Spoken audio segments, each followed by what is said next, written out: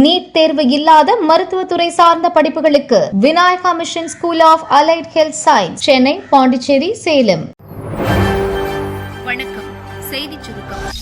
தொடரும் பாலியல் சம்பவங்கள். முதல்வர் விஜய் அதிரடி உத்தரவு. சென்னை தலைமைச் செயலகத்தில் போலீஸ், சமூக நலத்துறை உயர் அதிகாரிகள் மற்றும் அரசு தலைமை வழக்கறிஞர்களுடன் முதல்வர் விஜய் தீவிர ஆலோசனை நடத்தினார்.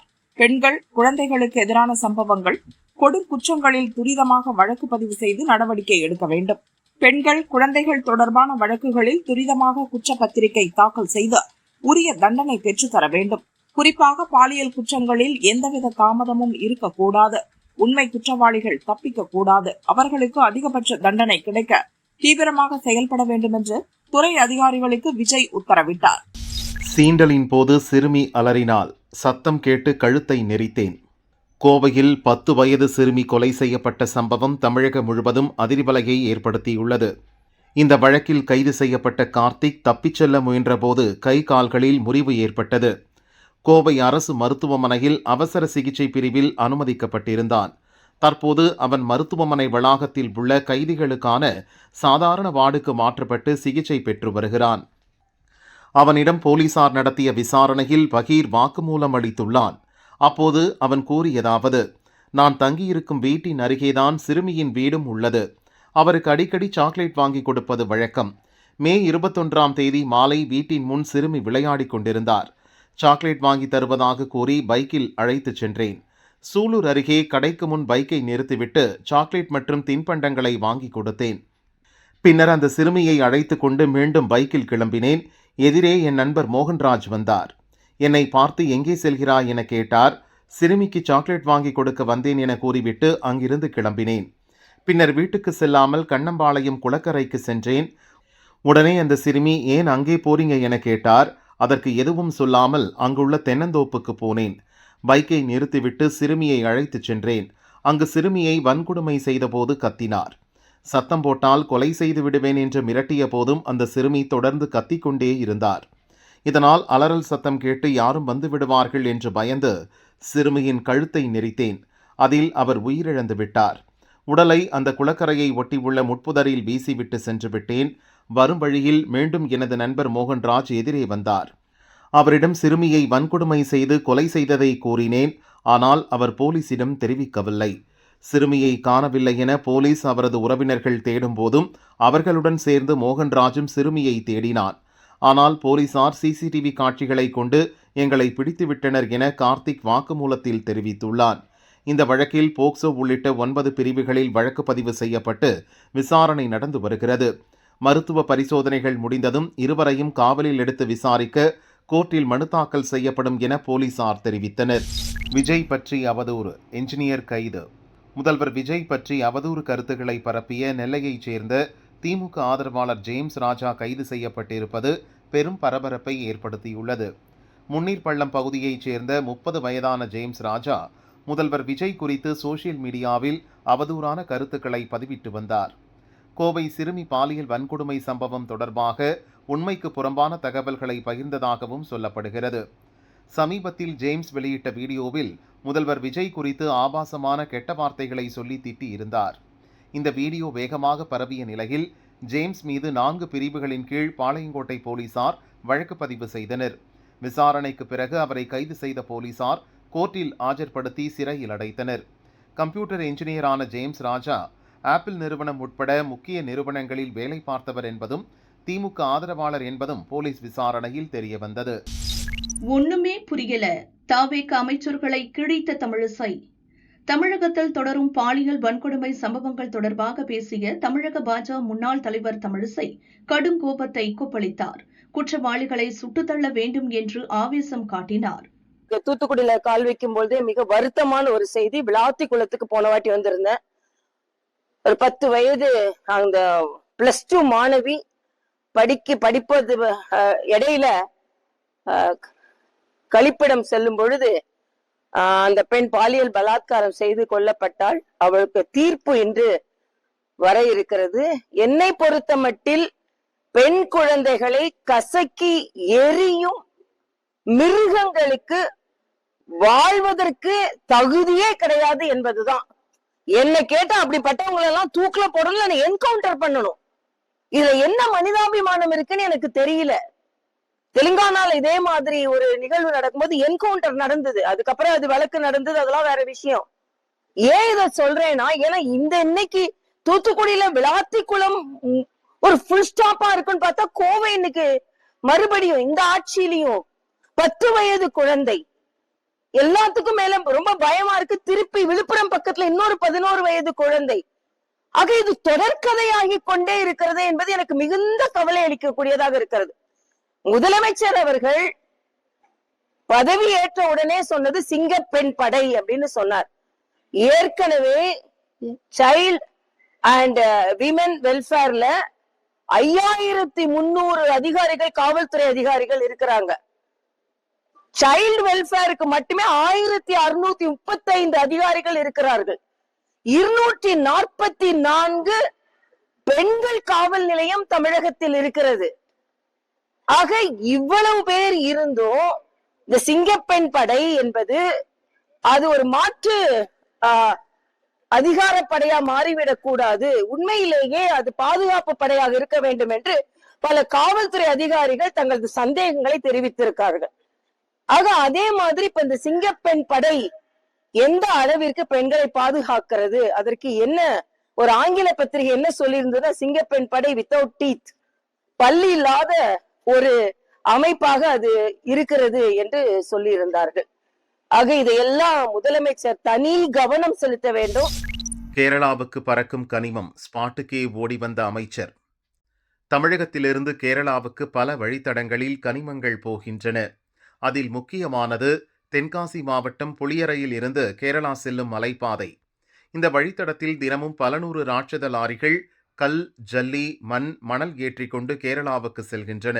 தென்காசி மாவட்ட கனிமத்தை எல்லாம் முறைகேடாக அள்ளி செல்வதாக திமுக ஆட்சி காலத்திலேயே ஆர்வலர்கள் குற்றம் சாட்டி வந்தனர். ஆட்சி மாறி விஜய் முதல்வர் பதவியை ஏற்ற பிறகும் புளியரை செக்போஸ்டில் காட்சிகள் மாறவில்லை. தினமும் கனிமங்களுடன் பல நூறு லாரிகள் கேரளா செல்கின்றன.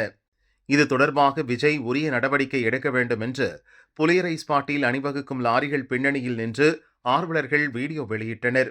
இந்த வீடியோக்கள் சோசியல் மீடியாவில் தீயாக பரவி வந்தன. இந்த நிலையில்தான் தாவேகவின் கனிமவள அமைச்சர் பிரபு நள்ளிரவில் ரகசியமாக புளியரை செக்போஸ்டுக்கு வந்தார். அவர் வரும் தகவல் தாவேகவினருக்கோ மாவட்ட உயர் அரசு அதிகாரிகளுக்கோ கூட தெரியாது. அமைச்சரின் சஸ்பென்ஸ் விசிட்டால் செக்போஸ்டில் இருந்த போலீஸ் மற்றும் அதிகாரிகள் ஆடி போனார்கள். அங்கிருந்த ஆவணங்களை எல்லாம் ஆய்வு செய்த அமைச்சர் அணிவகுக்கும் லாரிகளை பார்த்து மலைத்து போனார். நள்ளிரவில் இவ்வளவு லாரிகளா செல்கின்றன என்று வியப்புடன் கேட்டார். அடுத்த கட்டமாக அனைத்து கனிம லாரிகளையும் முறைப்படுத்த அவர் திட்டமிட்டுள்ளார். அனுமதியின்றி கனிமம் ஏற்றி செல்லும் லாரிகளுக்கு இன்னும் சில நாட்களில் முடிவு கட்டப்படும் என்று அதிகாரிகள் வட்டாரம் கூறியது.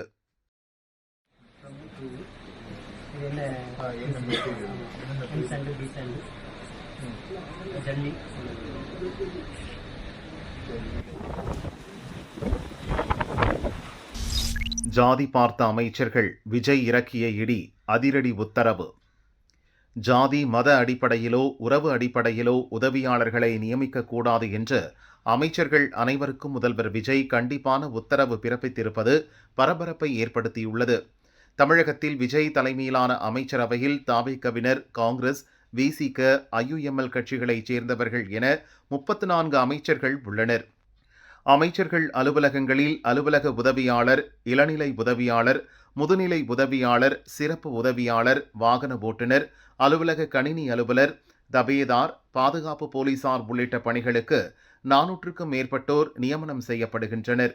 அதிமுக, திமுக ஆட்சியில் அமைச்சர்கள் பொறுப்பேற்ற போது உடனுக்குடன் உதவியாளர்கள் மற்றும் பணியாளர்கள் நியமனம் செய்யப்பட்டனர். ஆனால் அடுத்த ஒரு மாதத்துக்குள் தங்கள் ஜாதி அல்லது மதத்தை சேர்ந்தவர்களை அல்லது உறவினர்களை தேடி பிடித்து அலுவலக பணிகளை வழங்கினர் மாஜி அமைச்சர்கள். 5 ஆண்டுகள் இவ்வாறு பணிபுரிந்தவர்கள் ஆட்சி மாற்றம் ஏற்பட்ட பின் தங்கள் துறைகளுக்கு திருப்பி அனுப்பப்பட்டனர். இப்போதும் அதே ஃபார்முலாவை பயன்படுத்தி மூத்த அமைச்சர் ஒருவர் தனது ஜாதியை சேர்ந்தவர்களை அலுவலக உதவியாளர் முதல் நேர்முக உதவியாளர் வரையிலான பணிகளில் நியமித்துள்ளார். இதே ஃபார்முலாவில் மற்ற அமைச்சர்களும் தங்கள் ஜாதி மற்றும் மதத்தை சேர்ந்தவர்களை தங்கள் அலுவலகத்தில் உள்ள பணியிடங்களில் சேர்ப்பதற்கான நடவடிக்கைகளில் இறங்கினர். இந்த தகவல் முதல்வர் விஜய் கவனத்துக்கு போனது. உடனே அமைச்சர் அலுவலகங்களில் ஜாதி மற்றும் மத ரீதியில் அலுவலர்களை நியமிக்க அவர் தடை விதித்து அதிரடி காட்டியுள்ளார். இது குறித்து அரசு வட்டாரத்தில் கூறப்படுவதாவது: தங்கள் ஜாதி மற்றும் மதத்தை சேர்ந்தவர்களை உடன் வைத்துக் கொண்டால் ரகசியங்கள் எதுவும் வெளியே செல்லாது என்று முன்னாள் அமைச்சர்கள் நினைத்தனர். இதை மனதில் வைத்துதான் அதிமுக திமுக ஆட்சியில் அமைச்சர்கள் அலுவலகங்களுக்கு பணியாளர்கள் நியமனம் செய்யப்பட்டனர். இந்த நடவடிக்கை தாவேக ஆட்சியில் தொடரக்கூடாது என்று முதல்வர் விஜய் கண்டிப்புடன் உத்தரவிட்டுள்ளார். அமைச்சர்கள் அளிக்கும் அலுவலக பணியாளர்கள் பட்டியல் உளவுத்துறை போலீசார் மூலம் சரிபார்க்கப்பட்டு வருகிறது. அவர்கள் மீது போலீசில் ஏதேனும் வழக்கு நிலுவையில் உள்ளதா என்பது ஆராயப்படுகிறது. அதன்பின் உளவுத்துறை அளிக்கும் அறிக்கை அடிப்படையில் அமைச்சர்கள் அலுவலகங்களுக்கு பணியாளர்கள் நியமிக்கப்படுவர். அதற்கான அரசு உத்தரவை முதல்வர் பிறப்பிக்க உள்ளார் என்று அரசு வட்டாரம் கூறியது. கனி விசஸ் உதய் வெடிக்கும் திமுக செயல் தலைவர் பதவி யாருக்கு? திமுகவில் மீண்டும் செயல் தலைவர் பதவியை உருவாக்கி கட்சியை பலப்படுத்த வேண்டும் என்று துணை பொதுச் செயலாளர் கனிமொழி மற்றும் இளைஞரணி செயலாளர் உதயநிதி ஆதரவாளர்கள் தலைமையை வலியுறுத்த துவங்கியிருப்பது பரபரப்பை ஏற்படுத்தியுள்ளது. சட்டசபை தேர்தலில் திமுக சந்தித்த பெரும் தோல்விக்கான காரணத்தை அறிய 36 பேர் கொண்ட கள ஆய்வுக்குழு விசாரணை நடத்தி வருகிறது. இந்த குழு தனது அறிக்கையை ஜூன் 5ஆம் தேதி திமுக தலைவர் ஸ்டாலினிடம் அளிக்க உள்ளது. அதன் அடிப்படையில் கட்சி நிர்வாக அமைப்பை மாற்ற அவர் திட்டமிட்டுள்ளார். இந்நிலையில் திமுகவில் மீண்டும் செயல் தலைவர் பதவியை உருவாக்கி கனிமொழியை அந்த பதவியில் அமர்த்த வேண்டும் என்று திருவள்ளூர் மாவட்டத்தைச் சேர்ந்த முன்னாள் ஊராட்சி தலைவர் மற்றும் முன்னாள் மாவட்ட கவுன்சிலர் ஏஜி ரவி வலியுறுத்தியுள்ளார். அதே நேரத்தில் சென்னை அறிவாலயத்தில் நேற்று முன்தினம் நடந்த திமுக இளைஞரணி கூட்டத்தில் பங்கேற்ற நிர்வாகிகள் செயல் தலைவராக உதயநிதி பதவியேற்க வேண்டும் என்று கூறியுள்ளனர். திமுகவில் செயல் தலைவர் பதவி என்பது ஏற்கனவே உருவாக்கப்பட்ட பதவி. மறைந்த முன்னாள் தலைவர் கருணாநிதி உடல்நலம் குன்றி தீவிர அரசியலில் ஈடுபட முடியாமல் இருந்தபோது 2017 நடந்த பொதுக்குழுவில் செயல் தலைவர் என்ற புதிய பதவி உருவாக்கப்பட்டு அதில் ஸ்டாலின் நியமிக்கப்பட்டார். 2018ஆம் ஆண்டில் கருணாநிதி மறைவுக்கு பின் திமுக தலைவராக ஸ்டாலின் பொறுப்பேற்றார். செயல் தலைவர் பதவி திமுகவின் விதிகளில் இருந்து அதிகாரப்பூர்வமாக நீக்கப்பட்டது.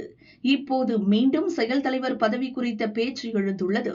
இதுகுறித்து திமுக மூத்த நிர்வாகிகள் சிலர் கூறியது: சட்டசபை தேர்தலில் கனிமொழி போட்டியிட விருப்பம் தெரிவித்து 30 பேர் மனு அளித்தும் கட்சி தலைமை அதை புறக்கணித்தது.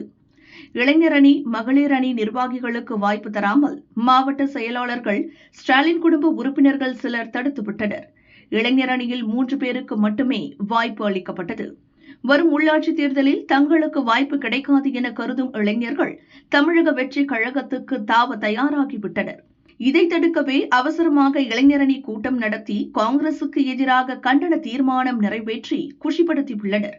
அதேபோல் கருணாநிதி பிறந்தநாள் கொண்டாட்டம் குறித்து வீடியோ கான்பரன்ஸ் மூலம் கனிமொழி தலைமையில் மகளிர் அணி கூட்டம் நடந்தது. கனிமொழி தனக்கு ஒதுக்கப்பட்ட தொகுதிகளில் அதிக வெற்றியை பெற்று தந்துள்ளார். எனவே கனிமொழிதான் செயல் தலைவராக பதவியேற்க வேண்டும் என்று மகளிர் அணி எதிர்பார்க்கிறது. இருப்பினும் இறுதி முடிவு ஸ்டாலின் கையில்தான் உள்ளது என்று திமுக மூத்த நிர்வாகிகள் கூறினர்.